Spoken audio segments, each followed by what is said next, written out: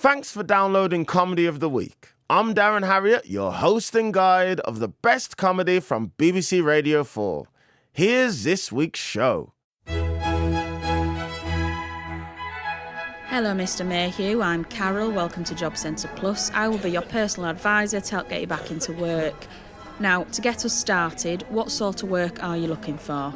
Well, I'm a stand-up comedian. OK, let's see.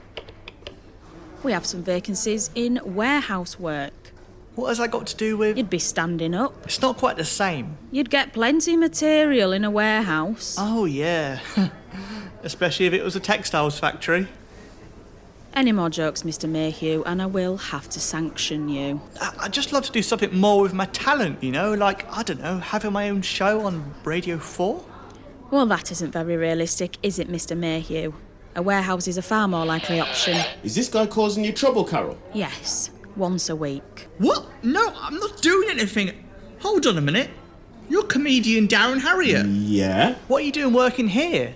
Aren't you supposed to be on Live at the Apollo? I don't know if you follow the news, Tom, but things have changed quite a bit in the last year. I've gone back to doing security. Have you seen any other famous faces here? Mate, you wouldn't believe it. I've actually seen Jimmy Carr here. Really? Yeah, he's not broke or anything, but you know Jimmy, any way he can get a bit more money, he's all in. Hey Darren, before you throw me out, do you fancy a quick chat?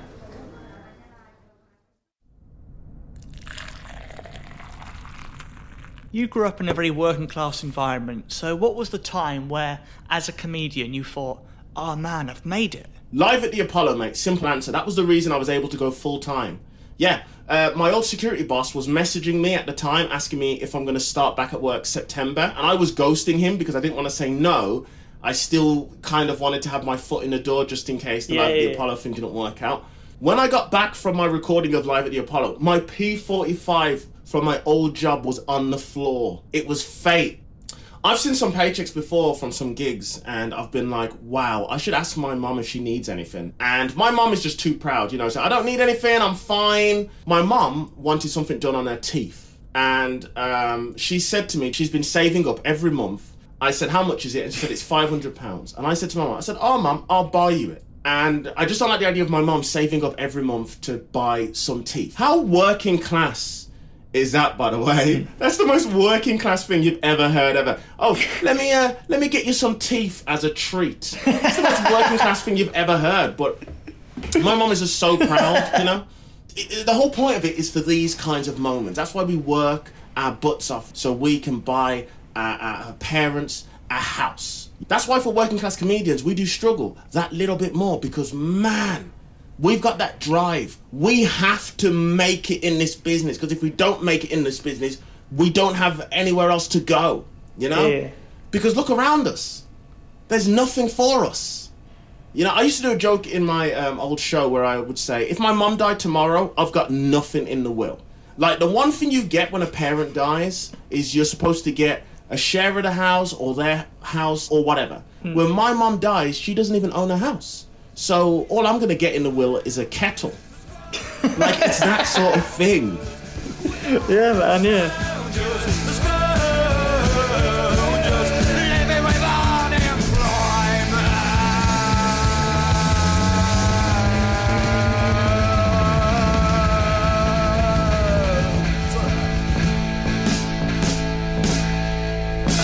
Hello!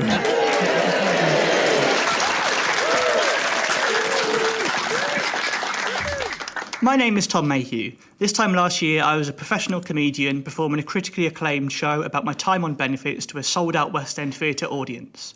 A month later, the coronavirus pandemic led to all of my tour shows and gigs disappearing, so I ended up back signing on. Isn't irony a right laugh? The audience you can hear, they are my remote virtual audience. This isn't anything to do with the pandemic or anything. Radio 4 just thought it'd be cute to create a literal class divide over Zoom.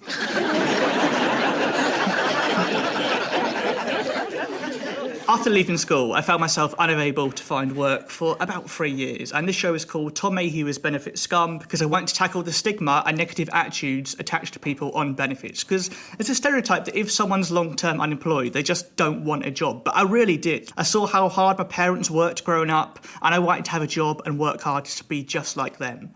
A story my dad tells quite a lot is that he got his first job when he was 12 doing a paper round. But when he got his first paycheck, they didn't have any food in the house. So him and his older brother went to the local corner shop. They bought 48 Weetabix, 4 pints of milk, and sat and ate it all in one sitting.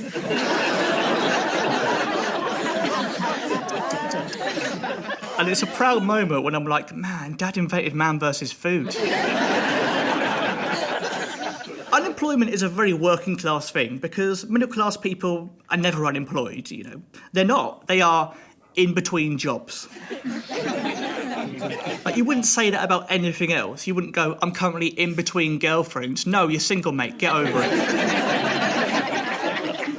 It's great to be doing this, though, because this is the one job I've always wanted to do. It's my dream job. Like, since the age of 12, I remember talking to my careers advisor, and they would ask, so, what do you want to be when you leave school? And I would immediately say, I don't know, because a 12-year-old comedian is a pretentious little git. But I left school in 2010, which was during my first recession.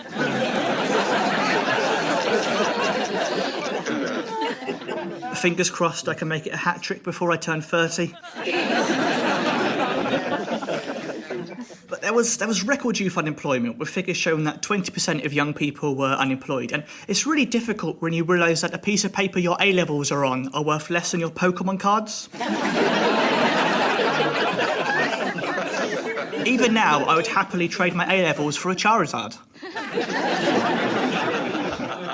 Eventually, I had to go to this place called the Job Centre Plus. Now, I don't really know what the plus stands for. Presumably, judgment and sadness.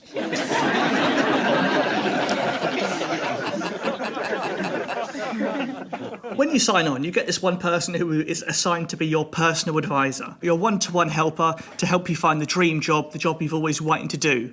But my personal advisor, they weren't great, because the first job they advised me to apply for was to be a makeup assistant at Boots.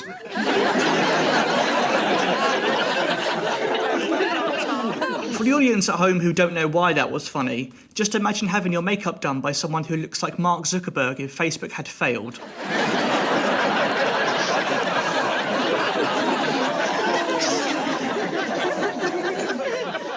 Also, it wasn't a very personal experience because I'd been going there 6 months every Monday for 26 weeks, seeing the same woman every single Monday, and she still didn't know my name.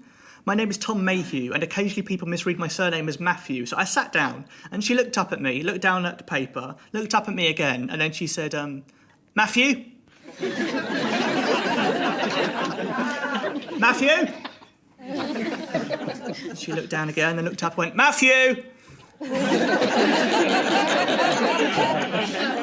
It doesn't matter how much louder you say it, it's still not my name. Her name was Carol. I remembered that because that's what human beings should do. I don't want to slag off all job centre employees because there's lots of people who do work at job centres who do work really hard and they do try their best to help you, but there's also a lot of Carols.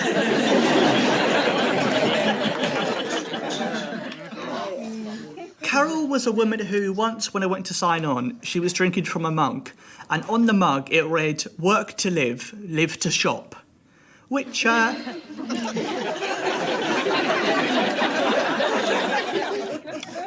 when you're surfing people who A, don't have work, and B, they can't afford to shop, it's kind of taking the piss, mate, isn't it? It's like if you turn up to see your doctor and he was wearing a T-shirt which said, don't worry, I'm fine.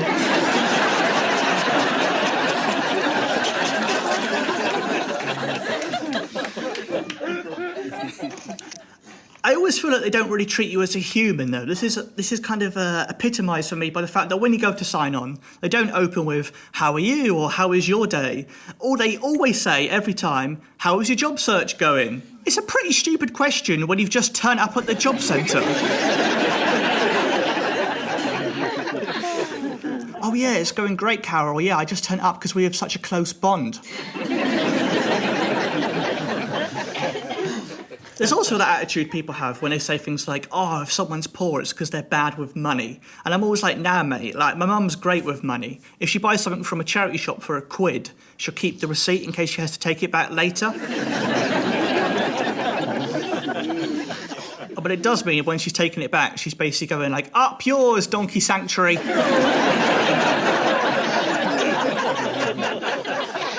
And there was another time when I was on the train and I needed to charge my phone, so I snuck into the first class area and I can see there were men in suits and ties looking at me, looking at this guy in tracky bottoms and a hoodie, and they were sort of thinking, you shouldn't be in here.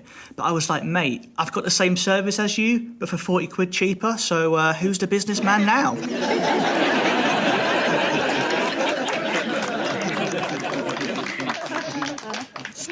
I wasn't unemployed forever, though. I did eventually get a job working at a supermarket. Sainsbury's. Oh, what a name dropper.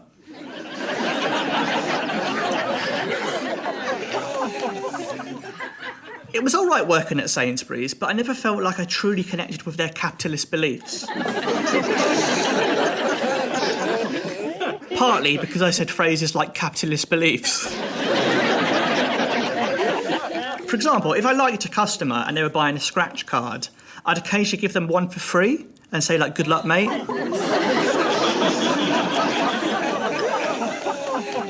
As far as I'm concerned, that's great customer service.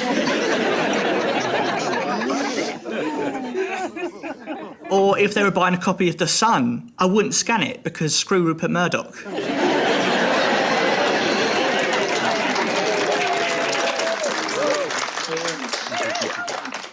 But I was very happy working there for the first 2 years. After being long-term unemployed and sending out over 200 job applications over the years, I really appreciated the fact that I'd finally found a job, and I really appreciated the fact that I finally had work. But I stopped enjoying it in the third year. That year was 2018, when in January they said, we're going to be making a load of staff redundant because we can't afford your current wages. And maybe you're thinking, well, every company has to cut back or cut costs occasionally and everything like that. But 3 months later, they bid billions for Asda. And then later that year, CEO Mike Coop gave himself a £1.1 million bonus. I just think that's so greedy. Good, this is the time to be pantomime. I just think it's so greedy, it's so selfish, like, if only he worked for a company whose slogan was live well for less.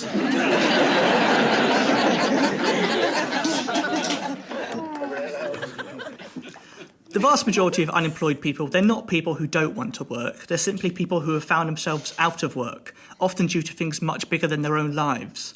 The only difference between in-between jobs and benefit scum is rich parents.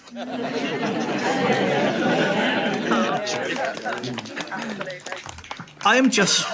Absolutely. There we go. Finally, we're getting there. I am just one of the millions who lost their job in 2020, with the coronavirus pandemic causing me to go from someone who works hard and pays their taxes to benefit scum within a week. My generation is facing the reality of the second major recessions of our lifetimes. Maybe, just maybe, it's actually the current economic system that doesn't want to work. Thank you for listening. Tom Mayhew is Benefit Scum is written and performed by Tom Mayhew with additional material from Olivia Phipps. It featured Amy Gledhill and Darren Harriott. The producer is Benjamin Sutton and it is a BBC Studios production.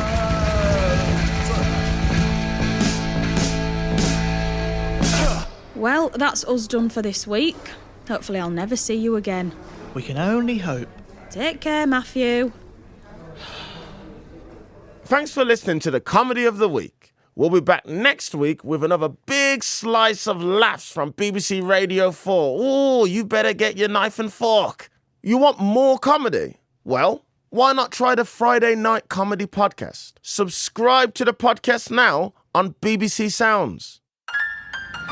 Hello, Greg Jenner here. Series 3 of Radio 4's top comedy history podcast, You're Dead to Me, is now in full swing. That's when you find yourself in the pocket of big Asclepius. We like to learn and laugh about the past by pairing up a top historian with a top comedian. That is hangry at a new level, isn't it? So far in this series, we've met the Irish pirate queen, Grania O'Malley, explored the strange world of ancient Greek and Roman medicine, and discovered the dramatic family life of the Borgias. All I know about the Borgias is from Assassin's Creed 2. So make sure you've subscribed to You're Dead to Me on BBC Sounds.